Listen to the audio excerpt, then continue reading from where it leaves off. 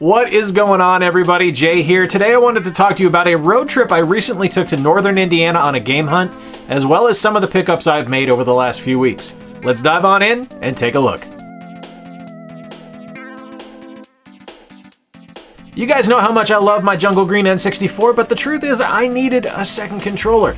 And what better way to go than with this Jungle Green Retro Fighters Gamepad. This thing is fantastic. It takes a little bit of the weirdness of the N64 controller out of play and just puts a modern controller feel in your hand. It is wonderful, absolutely killer to play with. But you might be asking yourself, Jay, how do you know how great that controller works? Have you been playing all your old games? And I say to you, nay. Nay, my friend, I have not been only playing the old games. I actually got a couple new N64 games over the last few weeks. First up, my good friend Tim got this for me. Tim, if you're watching, thank you so much. I appreciate you and Sarah and your kids so much in our life. You guys are just an absolute blessing. Tim got me Spider-Man for the N64. I didn't know this game existed, and for my friend Tim to pick this up for me and give it to me just because he was excited that I had an N64 now, just is super awesome. Like, I didn't expect this at all, and I appreciate it so much. This game is astonishingly solid.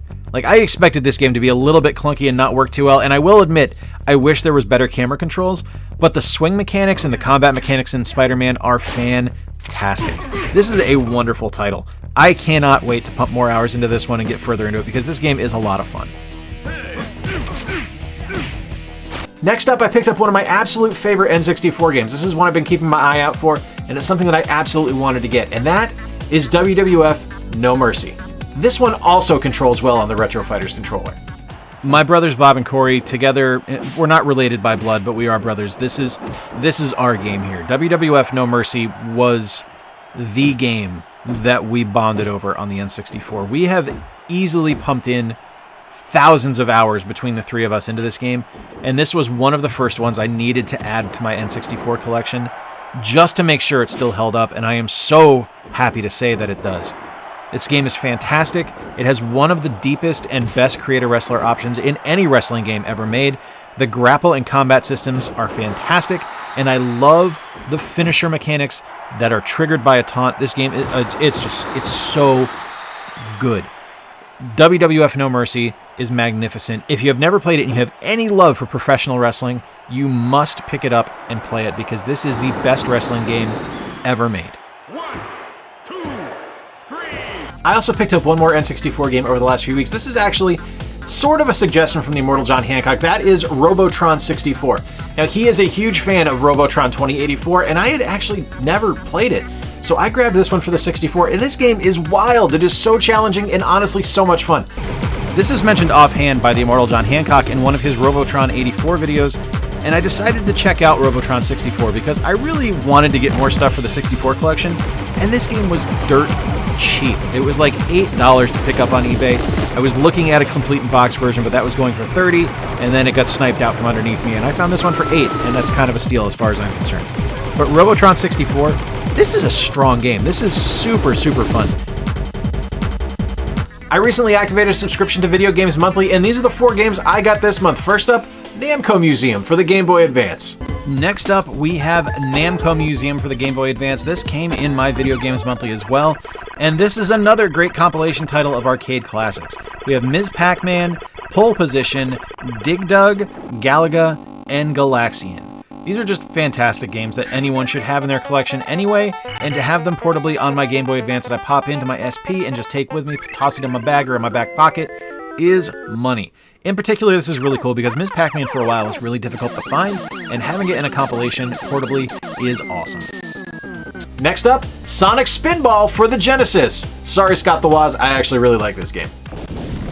Okay, while I do absolutely love Sonic Spinball, and it is something that I treasure from my childhood and I think is just wonderful, I can admit that it is not the strongest pinball game, but still the nostalgia is here and it's still something I enjoy. It's definitely slow, it's definitely a little clunky, the music really sucks on the US version, but I love Sonic Spinball unabashedly, and I will continue to do so if for no other reason than someone has to carry the flag. Next, an all-time classic and one of my favorite brawlers of all time, Final Fight 1 for the Super Nintendo. The first thing I pulled out of my Video Games Monthly box was this game here, Final Fight. which I didn't expect to get something that I loved and wanted to add back to my collection right off the bat. So really solid opening salvo here, Video Games Monthly. I really appreciate this. If you have never played Final Fight, I don't know what to tell you. It's one of the most classic brawlers of all time. It is a port of an arcade classic from Capcom, and the game is still strong, still looks, and still plays wonderfully some 30 years later. It's absolutely fantastic. I love this game so much, and if you have never played it, please seek it out and do so, because Final Fight is magic. And finally, a game I had never played before on the GameCube that's actually surprisingly good, Naruto Class of Ninja. So I know nothing about Naruto, and getting Naruto Clash of Ninja was kind of unexpected in my Video Games Monthly. I kind of forgot that this was a popular anime. I knew so little about it, in fact, I thought it was pronounced Naruto before I got this game and heard them, pronounce his name in it. But this is a super solid fighting game, and it goes to show you that you don't need to dig an IP in order to have fun with it. The gameplay mechanics in this game are off the charts solid. It is a really fun title. I'm really looking forward to playing more of this. Perfect victory. I was a little apprehensive for this first subscription to Video Games Monthly. I've seen mixed results online, but I actually got 4 games that I'm pretty pleased with, to be honest with you. There's nothing I don't like about Sonic Spinball. I mean, the music kind of sucks in the US release, but getting stuff like that Namco Museum, that's an actually pretty killer cartridge to have, and I love being able to take it on the go, or being able to play it on my Retron 5. Wait, did I say Retron 5? Yeah, I did. Because I got my awesome Vaporwave Retron 5 in over the last few weeks as well. This thing is fantastic. Now, I've had a Retron 5 before, and it died on me after like 3 uses. This thing has been chugging along and working so well, and it is so nice to have something where I'm actually able to play my cartridges by themselves. I don't have to emulate them. It's really awesome to have this. Loving this thing so much. In fact, anything you see on Super Nintendo, Genesis, NES, or Game Boy Advance is recorded off of this Retron 5 today. Next, this was a local pickup at my local used game store, Second Chance here in Kalamazoo, and this is one of my all-time favorite NES games. This is Little Nemo, the Dream Master from Capcom. When I think of games from my childhood, Little Nemo, the Dream Master is one of the first ones that comes to mind. This was one of my absolute favorite platformers on the NES, and when I talked about things in my previous video about being a gamer versus a collector and things being lost in the flood, this is one of those games. I had to sell it at one point.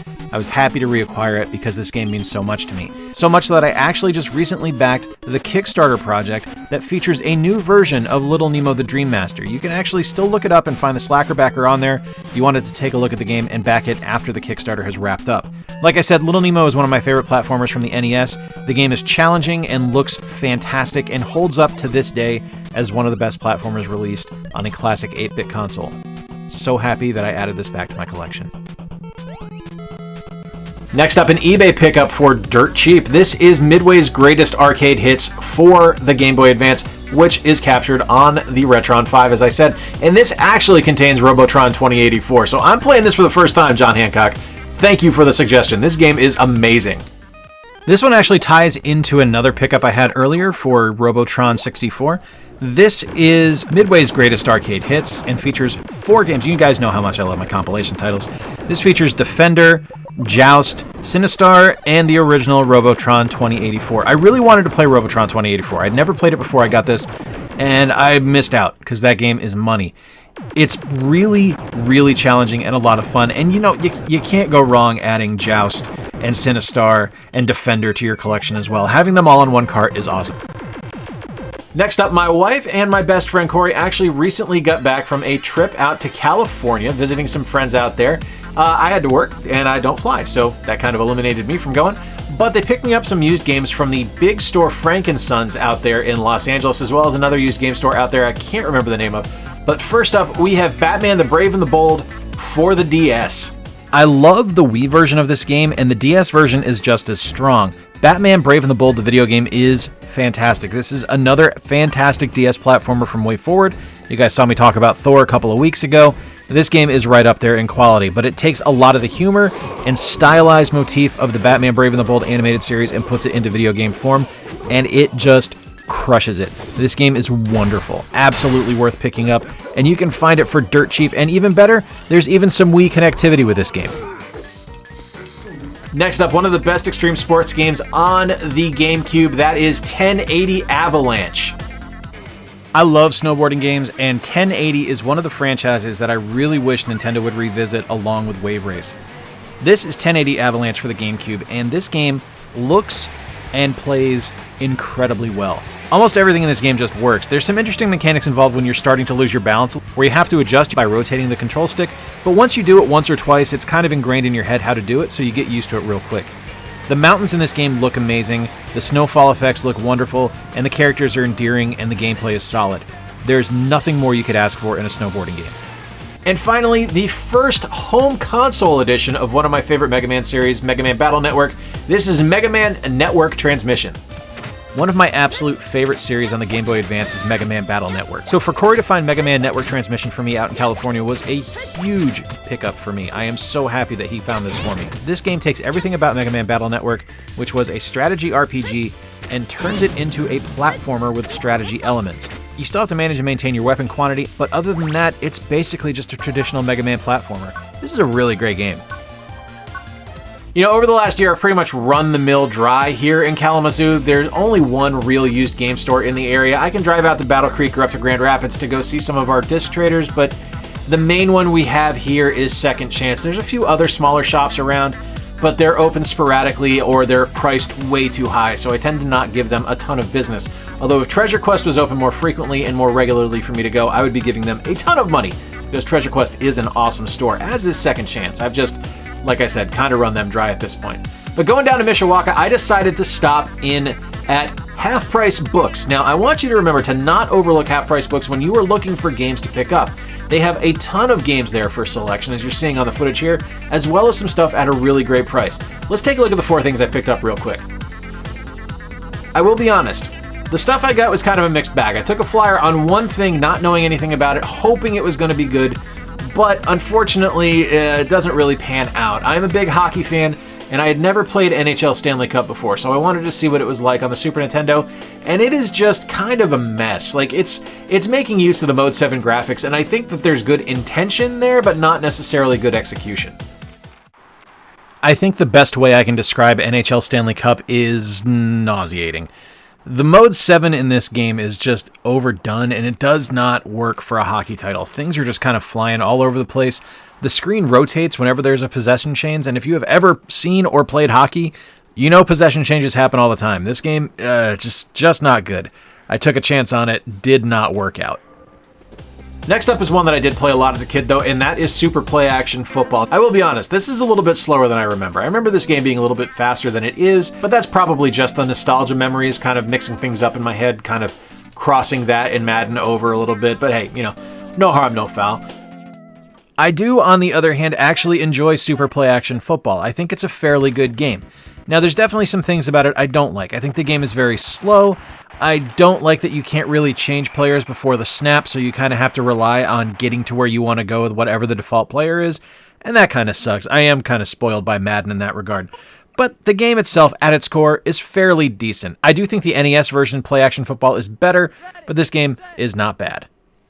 I do love sports games, so being able to pick up older games like that for $2 a pop, you're not really out anything at that point. Still, I do wish NHL Stanley Cup was a better game, because I think there's a lot of promise there, but it just doesn't work out. Next up, though, is Prince of Persia: The Fallen King for the DS. This is a really unique game. As with all DS games you see on the channel, apologies for seeing mouse pointers. I do emulate them because I do not have a capture card to show the footage of the games I'm playing. But Prince of Persia: The Fallen King is one of those rare DS games that makes good use of the touchscreen and doesn't just use it as a gimmick. Like, you actually control everything based on taps on the touchscreen, which I think is really clever. The game looks fantastic for something that was clearly an afterthought for the Prince of Persia reboot, but it plays so well. I really enjoy the combat mechanics. I like being able to double tap and jump and climb up walls by using just the stylus. This is just a clever as hell game. I love DS games that take advantage of the hardware, and this is absolutely one of them. And finally, the last thing I picked up at Half Price Books is Rampage Total Destruction for the GameCube.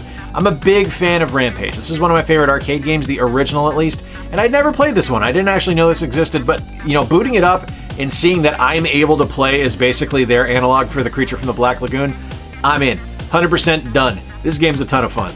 Here's one that came out of left field for me. I had no idea Rampage Total Destruction was even a game. I gotta be honest with you, as someone who loved the original Rampage and played hours upon hours upon hours of it on the NES, really stoked to get one on the GameCube that has a bunch of new characters in it.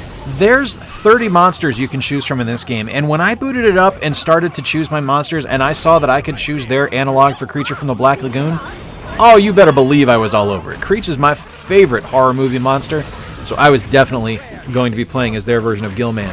And the game is really solid. It definitely takes a little bit of getting used to because it is on a 3D plane and I'm used to everything being just two-dimensional with Rampage, but it's still really strong. The game is a lot of fun, and I'll be honest with you, you can't go wrong wanting to just wreck a city as a giant monster. But don't think you're stuck playing just this 3D version of the game. There's also the original Rampage and Rampage World Tour on disc. This is a fantastic pickup. Now, I went to a few other stores as well in the Mishawaka and Elkhart area, but I didn't really run into anything until I went to their disc replay down there. And the first thing I saw when I walked in was Zelda Twilight Princess for the Wii. The Legend of Zelda Twilight Princess is one of the Zelda games I just never connected with. I had it originally on the Wii, and I got rid of it because I just didn't enjoy the game very much. But here I am, I bought it back, and I'm pretty happy I have it, because I think I'm going to click with it a little bit more now. Mainly because I know how much Meredith is going to enjoy it. She's a huge Zelda fan. Her first Zelda game was Breath of the Wild, and she's put hundreds and hundreds of hours into it. And I think playing something on the Wii and actually being able to step into Link's shoes and control the sword with the Wii remote is going to be right up her alley. I'm looking forward to seeing her play this, and I'm looking forward to giving it a shot again as well. But the piece de resistance of this entire trip, and a little bit of backstory real quick, I actually sold my car a few months ago. It hasn't been something I've used. I don't need to. I work from home, so we're kind of a one-car family now. And I took $100 from that sale and I put it aside and I said, you know what? I'm going to buy one specific thing with it. This is what this money is for. And it's a Dreamcast. I got a Dreamcast again and I am so stoked. It works so well. I've got to get this kitted out. I've either got to get a RetroTink or get this modded so I can actually have a good HDMI output for it. Right now, this is like the jankiest setup possible to get a feed so I can capture footage for it. But I have my Dreamcast back and I am so stoked. I want to show you a few of my favorite games that I played on it as immediately as I could when I get home. Alright, I'm gonna probably talk for a little bit on this one because getting my Dreamcast back is a big deal to me. Now this isn't my original Dreamcast, and this wasn't something I had set out to really pick up that day when I went to Indiana, but I was kind of hoping it was there. I'd had a $100 bill just kind of tucked away in my wallet, hoping I'd track it down and be able to find it somewhere, either at a yard sale or a used game store, but I expected to pay a lot of money for this, and I didn't. I got this Dreamcast with a controller and all the cables for $60. And that doesn't suck at all. With a warranty. With like a 90-day, it ain't gonna break warranty. That makes me happy. The Dreamcast is one of my favorite systems ever. And in fact, Sega was probably my favorite manufacturer for a while. The Genesis, the Saturn, and the Dreamcast were absolutely things that I just loved beyond measure. And when I got rid of my Dreamcast, it wasn't anything negative for it. I gave it to my best friend. He needed a Dreamcast and was having some trouble tracking one down, and I hadn't played mine in ages. And of course, I got rid of it about a month before I started the YouTube channel, and then I realized, that sucks. I want to capture some footage of these Dreamcast games, and I don't really have a solid way to do it without emulating it. But now I do, and I was smart about it. I didn't get rid of any of my Dreamcast games. I kept them all. They're all still here. Power Stone copy is not working for some reason. I need to get that resurfaced. For some reason, it's just not reading the disc at all. And that frustrates me because, God, Power Stone is probably my favorite Dreamcast game next to Jet Grind Radio, which you don't see here just because I've featured it on the channel before. But I wanted to show you guys some of my favorite games. Choo Choo Rocket, Capcom vs. SNK, and Marvel vs. Capcom 2. Just fantastic games. I'm so happy to have my Dreamcast back and so happy to have a Dreamcast back in my collection where I can play my favorite Dreamcast games on one of my favorite systems of all time. Alright guys, there you have it. That is the results of my road trip and pickups over the last few weeks. It has been a really, really awesome time to pick up some really great games. I can't lie to you, it's been really fun. And I know this is coming off of the heels of my Are You a Gamer or Are You a Collector thing, and having a bunch of stuff just added to the collection is kind of the antithesis of what I was saying, but I'm going to be honest with you, these are all games I really like, with the grand exception of NHL Stanley Cup. Be sure to let me know in the comments down below what my favorite... I know what my favorite pickup is. It's the Dreamcast. Be sure to let me know in the comments down below what your favorite of my pickups is. That's what I meant to say, not what my favorite pickup is. I already know what that is. But you let me know what you think your favorite is of the games I picked up or the systems I picked up. I would love to know what you guys think about my trip. If you enjoyed today's video, please be sure to give it a thumbs up down below. I really love doing these road trip videos. They're a ton of fun. Gets me out of the house on the weekend. It is nice to go explore and look for games in awesome stores around the Southwest Michigan and Northern Indiana area. If you have not yet done so, please be sure to subscribe down below. And while you're there, ring the notification bell so you can stay up to date with everything I've got going on. Until next time, guys, I have been Jay. I appreciate you going on this adventure with me and looking for some awesome games in North Indiana. Until next time, be sure to play more games, stay square, and take care. I'll talk to you soon.